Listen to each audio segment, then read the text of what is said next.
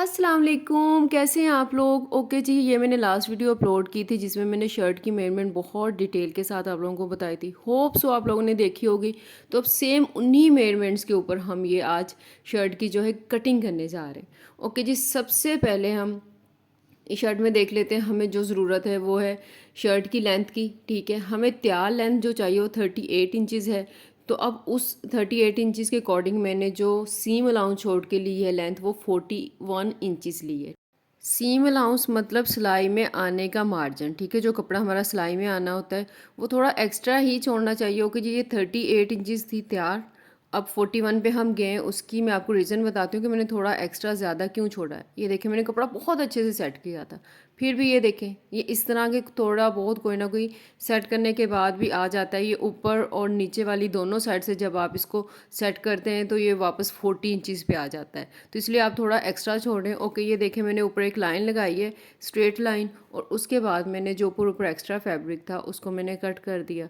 अब हमारे पास बिल्कुल परफेक्ट जो है ये फैब्रिक बच गया। अब हम चलते हैं कपड़े की चौड़ाई की तरफ। चौड़ाई जो थी वो मुझे 24 इंचज़ बिल्कुल रेडी चाहिए थी। तो अब हम इसमें सीम अलाउंस ऐड कर देते हैं। ठीक है, सीम अलाउंस जो है इसमें 2 इंचज़ मैंने ऐड किया। ये हमें अब 26 इंचज़ पे चाहिए चौड़ाई में फैब्रिक जो हमने रेडी करना है कटिंग के लिए। इससे पहले मैं आपको बताती हूँ कि ये फैब्रिक कैसे सेट किया हुआ है। ये देखिए, ये मैंने दो पैनल सेट किए हैं, एक मेरा बैक का पैनल, एक मेरा फ्रंट का पैनल। आपने इन दोनों पैनल्स को अलग अलग सेट करना है। और ये देखें, ये साइड हमारी जुड़ी हुई साइड जो है, जस्ट फोल्ड की हुई साइड है, और ये ओपन साइड है हमारी। ठीक है, आपने भी बिल्कुल इसी तरीके से ये भी आप देख लें, ये बैक का पैनल बनेगा हमारा। ये दोनों पैनल मैंने किस तरीके से सेट किए हैं, आपने बिल्कुल इसी तरीके से पैनल्स को ऊपर नीचे सेट करना है। ओके जी, अब सीम अलाउंस 26 था तो उसको हमने उसका हाफ लिया तो हमारे पास 13 इंच आ गया। ठीक है, अब हमें ये फोल्ड किए हुए फैब्रिक के ऊपर ये पूरा 13 इंच चाहिए। तो ये देखिए पूरा 13 इंच है, कोई एक्स्ट्रा नहीं है। अब ये मैंने फैब्रिक को सेट कर लिया है। ये शोल्डर वाली साइड है। ठीक है, ये आप लोगों को मैंने कैमरे का एंगल टोटली चेंज कर दिया है। ये शोल्डर वाली साइड है हमारी। तो अब हम यहाँ से प्रॉपर मेजरमेंट्स की तरफ चलते हैं। सबसे पहले जो आपने करना है यहाँ पे, ये आपने ऊपर तकरीबन 1 सेंटीमीटर जो है छोड़ते हुए आपने यहाँ पे एक लाइन ले लेनी है। उसके बाद हमने इस लाइन के ऊपर सबसे पहले जो है वो नेक लाइन लेनी है। 7 इंचज़ जो थी मैंने मेंशन की थी, तो अब उसका हाफ हमने 3.5 इंचज़ पे ये नेक लाइन का मार्क, हमने सबसे पहला मार्क जो लेना है ये नेक लाइन का मार्क लेना है। और इस मार्क के बाद जो हमने सेकेंड मार्क लेना है इसी लाइन के ऊपर, वो है शोल्डर का। रेडी जो हमारा शोल्डर है वो 15.2 इंचज़ है। तो यहाँ से इस तरह करके मैं इसका हाफ़ ले लूँगी। हाफ़ इसका आएगा 7.6 इंचज़। ठीक है, इसको हम 7.6 इंच पे जाके इसको हम मार्क कर देंगे। यहाँ पे अच्छे से सेट करके आपने पूरा 7.6 इंचज़ ही लेना है ये। ठीक है, एक्स्ट्रा लेने की ज़रूरत नहीं है, उसकी मैं रीज़न आपको अभी बताती हूँ। अब हमने इसको डाउन भी करना है यहाँ पे। ठीक है, आपने यहाँ पे 0.75 इंचज़ या फिर आप पौना इंच कह लें। ठीक है, इतना ही डाउन करना है आपने, पूरा 1 इंच नहीं करना। उसकी भी रीज़न मैं बाद में बता दूँगी आपको। ओके, ये देखिए अब हमारे पास दो मार्क आ गए, एक नेक लाइन का और दूसरा ये हमने डाउन किया हुआ पॉइंट। इन दोनों को आपने यहाँ पे मिला देना आपस में। आप देख सकते हैं मैंने ये किस तरीके से मिलाया है। ठीक है, ओके, इसके बाद जी मैं आपको रीज़न बताती हूँ ये मैंने शोल्डर पूरा पूरा क्यों लिया। क्योंकि मैंने रखना है खुला गला। अगर आपने खुला गला रखना होता है, गोल गला या कोई भी जो बैक का गला बनना हो, तो इनफ है आपके लिए। हाँ, अगर आपने कॉलर रखना है तो फिर आप 8.2 इंचज़ तक जा सकते हैं। अपना शोल्डर यहीं पे आप उसको बढ़ा लें, क्योंकि कॉलर जो है वो गले को तंग कर देता है। आप इसको आधा इंच तक बढ़ाएंगे तो वो बाद में आपका बिल्कुल मैनेज हो जाएगा, बहुत अच्छे से सेट बैठ जाएगा। अब हम आते हैं सबसे अहम कटिंग की तरफ। ठीक है, वो है आर्म होल की कटिंग। ये हमने ली थी 7.5 इंचज़ बिल्कुल रेडी। ये हमने डाउन किए हुए पॉइंट से नीचे 7.5 इंच पे हमने मार्क ले लेना है। ठीक है, उसके बाद हमारा जो शोल्डर था 7.6 इंचज़, सेम इसी पॉइंट पे हमने यहाँ भी सेम उतना ही मार्क करके 7.6 इंचज़ पे हमने यहाँ इसको क्रॉस कर देना है। और इसके बाद हमने इन दोनों मार्क्स पे जो डाउन किया हुआ मार्क और ये जो हमने नीचे लिया 7.5 पे, इन दोनों पे हमने स्ट्रेट लाइन ले लेनी। अब ये बॉक्स कंप्लीट करने के लिए हमें चाहिए अपर बस्ट की मेजरमेंट। ठीक है, अपर बस्ट हमारी बिल्कुल जो रेडी थी वो 20.5 इंचज़ थी। अब हम इसका ले लेंगे हाफ़। ठीक है, ये 20.5 इंच, इसका बिल्कुल इस तरह हम ले लेंगे हाफ। ये आया है हमारे पास 10.25 इंचज़। ठीक है, ऑलमोस्ट 10.2 लगा लें आप। ठीक है, तो इसको आपने यहाँ पे बिल्कुल स्ट्रेट रखते हुए इस तरह आपने यहाँ पे ये भी मार्क ले लेना है और इस लाइन को आपने कर देना है यहीं पे स्ट्रेट। आपकी कोई भी मेजरमेंट्स हैं, आप लोगों ने परेशान नहीं होना, सिंपली इसी तरीके से आपने मेजरमेंट लेते हुए कटिंग करते जाना है। ओके जी, अब ये वाली लाइन जो है ना, ठीक है, ये डाउन किए हुए शोल्डर के पॉइंट से लेके इस पॉइंट तक हमें चाहिए हाफ, ठीक है, इसका मिड का पॉइंट चाहिए।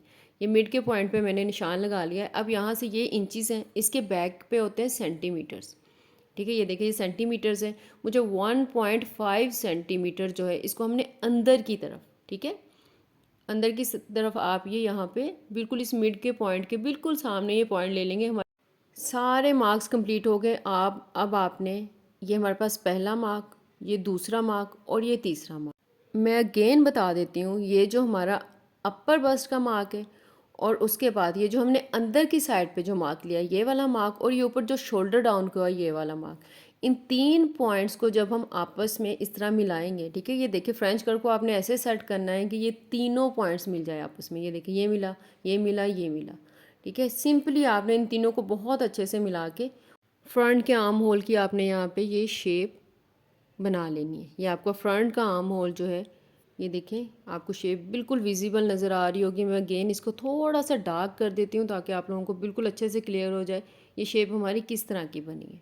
इसके बाद बैक का आर्म होल, उसके लिए हमें चाहिए ये पॉइंट, ये बिल्कुल लाइन के ऊपर वाला पॉइंट, ठीक है, और इसके बाद ये तीसरा पॉइंट। 2 पॉइंट तो सेम है, जस्ट दरमियान वाला आपका एक पॉइंट चेंज हुआ है और उसी से ही आपकी बैक के आर्म होल की शेप भी चेंज हो जाएगी। ये देखें आप कैसे मैंने फ्रेंच कर्व को सेट किया और इसके बाद ये हमने यहाँ पे ये देखें ये हमारा बैक का आर्म होल। ये फ़र्क बहुत कम है लेकिन आपके सूट को ग्रेस देने के लिए बहुत काफ़ी है, ठीक है। इसके बाद हम चलते हैं वेस्ट लाइन कितनी डाउन पे लेनी है और हिप लाइन कितने डाउन पे लेनी है। हमने पहले ये मार्क लेने हैं, ठीक है। अपर बस्ट से वेस्ट लाइन तक हमने 7 इंचज़ डाउन करना है, ठीक है। ये अपर बस्ट से हमने बिल्कुल 7 इंच डाउन पे जो है ये वेस्ट लाइन का मार्क लिया है और इस लाइन को हम यहीं पे कर देंगे स्ट्रेट।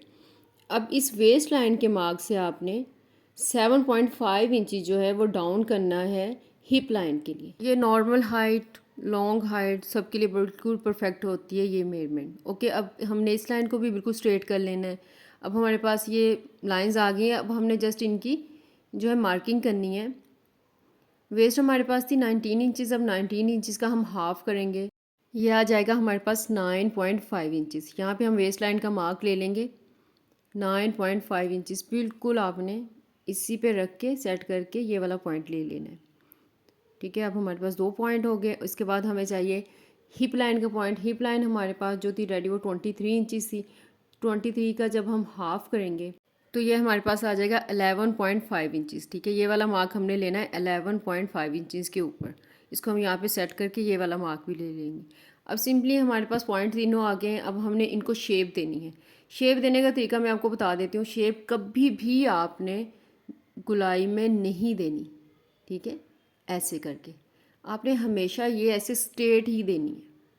ये देखिए ये मैं कैसे दे रही हूँ। जब आप गुलाई में देते हैं ना वो जो कोने से निकल आते हैं वो निकलते हैं। जब आप शेप इस तरह प्रॉपर देते हैं ना, ये देखें, शायद जो बिगनर्स हो उनको अजीब लगे जी ये कर क्या रही है, ठीक है। आप 1 टाइम करें तो सही भाई, मेरे कहने पे करें तो इंशाल्लाह आप लोगों को बहुत अच्छे रिजल्ट मिलेंगे। ये देखें मैं हाथ से भी आपको शेप दे के दिखा रही हूँ, लेकिन आपने कोशिश करनी है कि आप ये स्केल से ही लें और गुलाई सिर्फ इतनी सी जगह पे आएगी जहाँ मैंने अभी की है। और इसके बाद अब हम इसके सीम अलाउंस के मार्क ले लेते हैं। ये मैं सीम अलाउंस के साथ भी सेम इसी तरह की शेप दे रही हूँ यहाँ पे। ये मार्किंग कंप्लीट करने के बाद हमें उसके बाद नीचे दामन तक है। दामन तक ज़रूरत नहीं है कोई शेप देने की या कुछ भी। है देखिए ये एक्स्ट्रा जो फैब्रिक हमारा अच्छा सेट नहीं बैठा हुआ, जस्ट हमने वो एक्स्ट्रा कट करना है। और उसके बाद हम आ रहे हैं कटिंग की तरफ। ऊपर से ये आपने जो 1 सेंटीमीटर ऊपर छोड़ा हुआ था, ये देखें कितना है, उसके साथ आपने सेम उतना ही ये डाउन के शोल्डर पे भी सेम उतना ही छोड़ के आपने कटिंग करनी है। ओके, ये मैंने कटिंग ऑलरेडी कर ली थी, वीडियो रिकॉर्ड नहीं हुई तो जस्ट मैं ऐसे ही बता रही हूँ आपको। ये देखें ये कितना मैंने मार्जिन छोड़ा है, सेम इतना मार्जिन छोड़ते हुए आपने यहाँ पे इतनी ही स्मूथली कटिंग कर लेनी है, अच्छी सी कटिंग। इसके बाद आर्म होल की कटिंग। यहाँ पे आर्म होल की कटिंग जस्ट आपने बैक के आर्म होल की करनी है, ठीक है, क्योंकि ये देखिए हमारे पास फ्रंट और बैक के दोनों पैनल हैं। गलती से भी फ्रंट के पैनल की नहीं करनी, जस्ट आपने बैक के पैनल की कटिंग करनी है और इसी कटिंग को आपने एंड तक ले जाना है। जस्ट एक ये फ्रंट के जो कटिंग है ना इसको आपने इग्नोर कर देना है यहाँ पे। ये देखिए, ये आपने स्मूथली ये कटिंग करते हुए जाना है, जितनी गुलाई से ये घूमा है आपने बिल्कुल वैसे ही घुमाना है। अच्छा, ये कटिंग करते करते साथ ना, ठीक है, ये मेरी कटिंग यहाँ से कंप्लीट होगी। अब मुझे पता है मेरी सिलाई कहाँ तक जानी है। आपने यहाँ पे एक नॉच बनानी है लाजमी, ताकि हमें पता हो हमने सिलाई कहाँ से शुरू करनी है, हमने पैनल को पैनल के साथ कहाँ मिलाना है। ओके, इसके बाद ये देखिए, ये आप आगे ये कटिंग कर रहे हैं जो सीम लाऊं छोड़ा है उसके साथ साथ। और यहाँ पे भी ये देखिए, आपने साथ ही यहाँ पे भी ये निशान बना लेना है या नॉच बना लेनी है, ताकि आपको पता हो कि हमारे यहाँ पे भी जो है सिलाई के साथ सिलाई मिलनी चाहिए।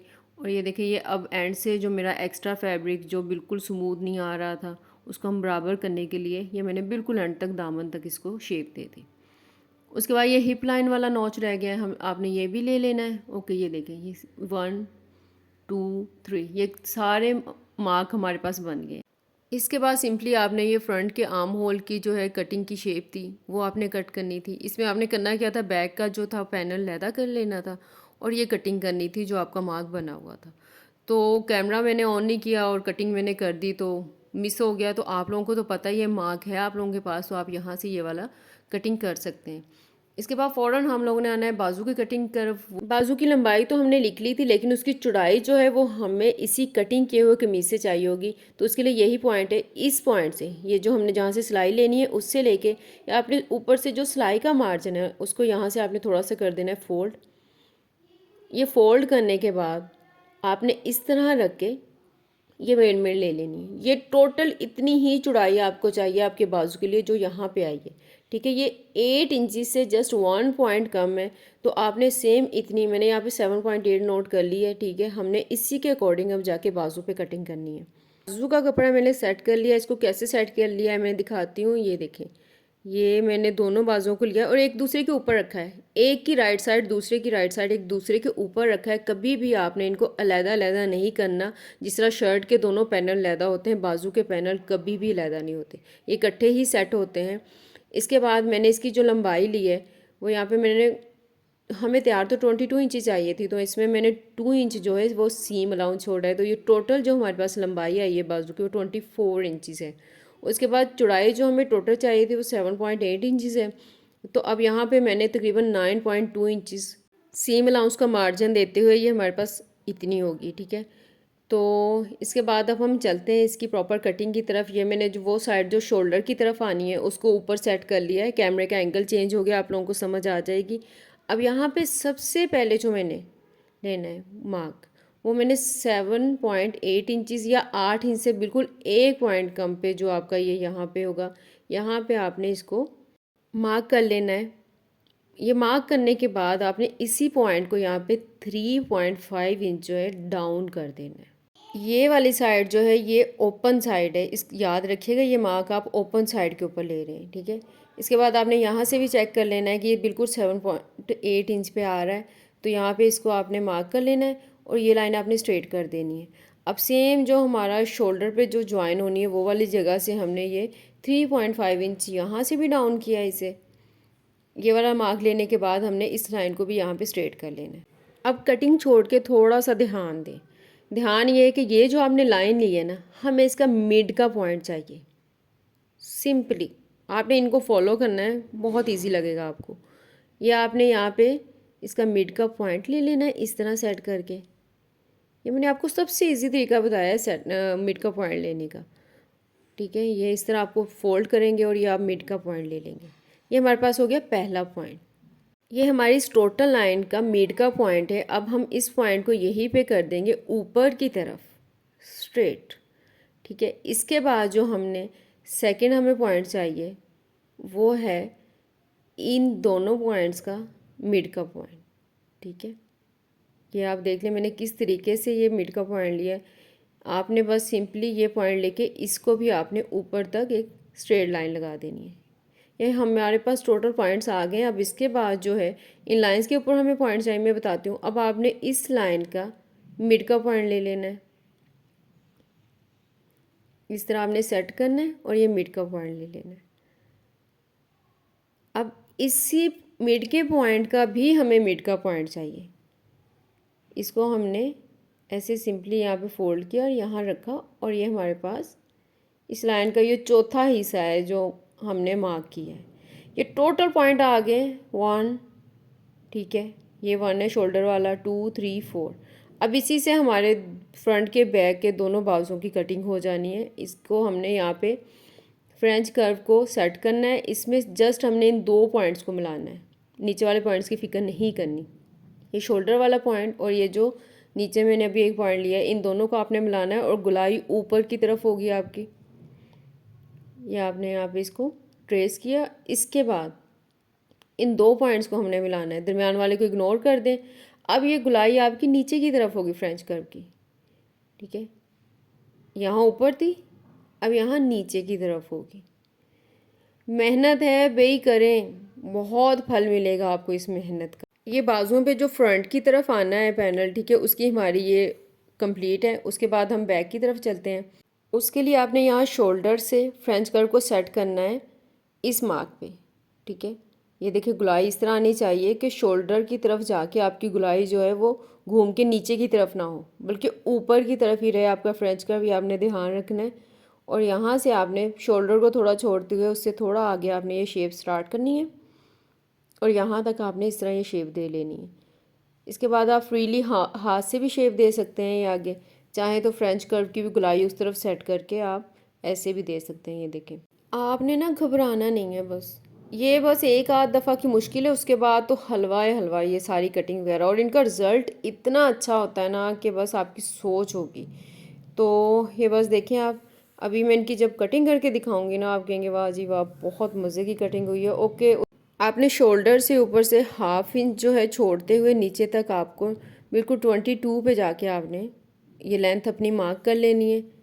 ये मार्क की हुई जगह से आपने यहाँ पे आपने स्ट्रेट लाइन ले लेनी है। फिर इस स्ट्रेट लाइन के ऊपर आपने बाजू की ओपनिंग भी मार्क करनी है। मैं यहाँ पे 6 इंच ही छोड़ रही हूँ, आप अपने हिसाब से बेल बॉटम रखने हैं तो उस हिसाब से जैसे भी आपको चाहिए। नॉर्मल जो होती है 5.5 इंच से 6 इंच तक होती है, ये मैंने 6 इंच पे मार्क की है। और उसके बाद मैंने सीम अलाउंस छोड़ते हुए यहाँ पे एक नया मार्क दे दिया। अब हमने इसको यहाँ पे ऊपर तक ले जाना है। यहाँ पर रियल बाजू की और सीम अलाउंस के साथ मैं दोनों मार्क्स आपको लगा के दिखाती हूँ ताकि आपको पता हो आपका बाजू सिलाई के साथ कैसा बनेगा और कटिंग के साथ कैसा बनेगा। इसके बाद हम आते हैं इसकी कटिंग की तरफ। कटिंग आपने यहाँ सबसे पहले जस्ट जो हमने मार्क लिया था, जो बैक के बाजू का मार्क है, जस्ट आपने वहाँ पे कटिंग करनी है। फ्रंट के मार्क को आपने छोड़ देना है और इसके बाद सेम वैसे ही ये आपने शोल्डर के मार्क पे एक नॉच ले लेना है और जहाँ से बाजू की आपकी सिलाई आनी है वहाँ पे भी आपने नोचेस, ये नोचेस आपने साथ के साथ बनानी है, लाजमी है, इनको भूलना नहीं है, वरना एंड में आपको पता नहीं चलता कि हमने सिलाई कहाँ तक लेनी थी, वो बहुत बुरी बात होती है। इसके बाद ये देखिए आपने ये एंड तक इसकी सीम अलाउंस की जो हमने जगह दी हुई है उसके साथ साथ आपने ये सारी कटिंग कर देनी है और बाजू आपके ऑलमोस्ट रेडी है। ये कटिंग कर लेने के बाद आपने यहाँ से सबसे पहले जो है बाजुओं को खोल लेना है। ये देखिए, ठीक है, एक बात का ध्यान रखिएगा, अगेन बता रही हूँ कि राइट साइड के ऊपर ही हो, इसी तरह सेट हो जैसे मैंने सेट किए हैं। अब आपने करनी है ये जो फ्रंट के बाजू की कटिंग अलहदा से जो है, ये अगेन बता रही हूँ, ये ना हुआ तो ब्लंडर हो जाएगा। ठीक है, अब हम इसकी कटिंग कर लेते हैं।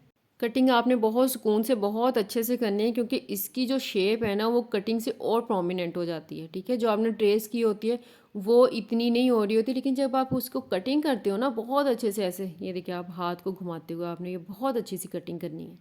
ये देखिए अब आपको कितनी स्मूथ ये कटिंग होनी है, ये आपको नज़र आ जाएगी। ये देखें जी, हो गई कटिंग, बाजू कंप्लीट है। ओके जी, बड़े लोग कहते हैं जी इतना टाइम हम क्यों ज़ाया करें, इतनी देर में तो हम 4 बाजू कर लें। भाई आपको फिर ये रिज़ल्ट नहीं मिलेगा ना, आपको ये चीज़ नहीं मिलेगी जो परफेक्शन हमें चाहिए, फिर वो मिलती नहीं है ना। तो सिला हुआ सूट हो, अब नज़र आता है मेहनत की है, तो आप लोग भी कीजिए ये मेहनत, इंशाल्लाह आप लोगों को इसके बहुत अच्छे रिज़ल्ट मिलेंगे। घबराना नहीं है, बस लगे रहें और जब लगे रहेंगे तो इंशाल्लाह इंशाल्लाह सब आ जाएगा आपको। ओके जी, दुआओं में याद रखिएगा। अल्लाह हाफिज़।